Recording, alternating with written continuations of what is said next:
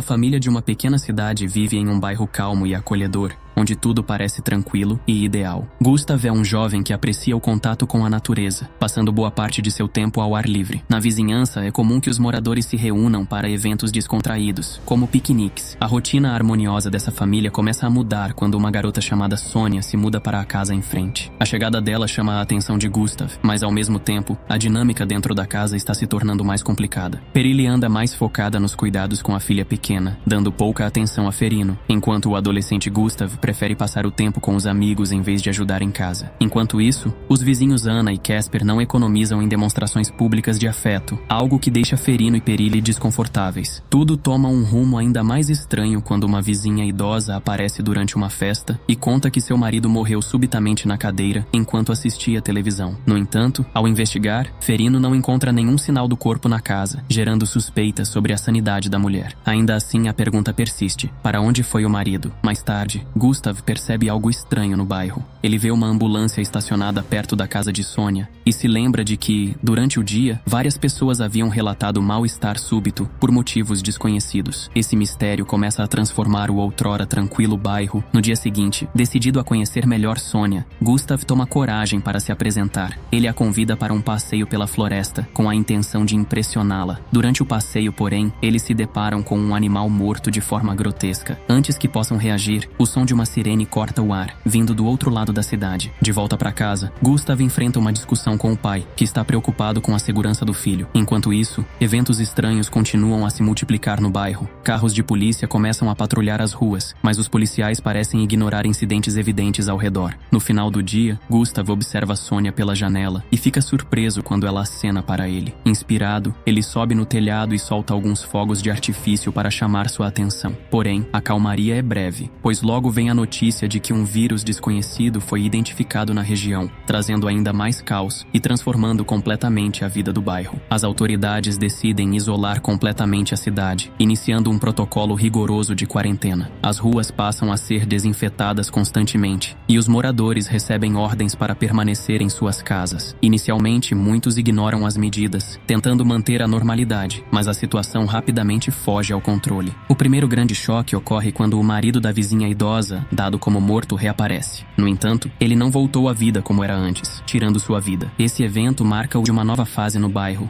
pois o vírus misterioso, capaz de transformar mortos em seres agressivos, começa a se espalhar pelas casas daqueles que desrespeitam as recomendações de segurança. Logo, o bairro é tomado por soldados que estabelecem um controle rigoroso. Qualquer tentativa de fuga é punida com força letal, e aqueles que saem de casa são ameaçados ou mortos no local. Os militares verificam residência por residência em busca de sinais de infecção. As casas consideradas suspeitas são isoladas completamente, enquanto os moradores recebem apenas o mínimo necessário para sobreviver. Em meio ao caos, Ferino e sua família tentam se distrair assistindo a vídeos de férias antigas. Contudo, a energia elétrica falha, seguida pelo corte no fornecimento de gás. Aos poucos, o bairro mergulha na escuridão e a tensão cresce. Casas são cobertas com lonas negras, isolando os moradores, e a falta de respostas concretas começa a abalar a sanidade de muitos. O casal vizinho, Anna e Casper, que antes parecia perfeito, começa a enfrentar sérios conflitos. Anna está desesperada para fugir, mas Casper, temendo os riscos, insiste em permanecer em casa. Gustav observa tudo pela janela, cada vez mais intrigado. Ele vê soldados carregando vizinhos em caminhões, alegando que estão sendo levados para um local seguro, um hospital transformado em base militar. Curioso e preocupado, Gustav expressa seu desejo de investigar, mas Ferino o impede, argumentando que é muito perigoso. Poucos dias depois, incapaz de conter sua curiosidade e preocupação, Gustav escapa furtivamente de casa. Sua primeira parada é a residência de Sônia, para se certificar de que ela está bem. Sentindo-se aliviado ao encontrá-la em segurança, ele segue em direção ao hospital militar. Lá, ele se depara com um cenário aterrorizante. O local está repleto de infectados e o abrigo seguro nada mais é do que um campo de extermínio. Durante a confusão, a situação rapidamente sai do controle e o número de mortos-vivos aumenta exponencialmente. Os soldados, sem conseguir conter o avanço dos infectados, recuam, deixando os sobreviventes do bairro à própria sorte. No meio do caos, Anna vê uma oportunidade. Desesperada, ela entra em um carro abandonado e foge, deixando Casper para trás. No caminho de volta, Gustav leva Sonia e sua mãe, Anne, para sua casa. Apesar das objeções de Perily, elas são autorizadas a ficar, alegando que o chefe de sua família enlouqueceu e começou a agredir Anne. A situação se complica quando à noite, infectados começam a cercar a casa. Em meio ao ataque, Casper aparece e afasta os monstros, reunindo-se com Anna pouco depois. Com o tempo, o grupo descobre que os infectados são atraídos pela luz. Isso quase resulta em uma tragédia quando Gustav,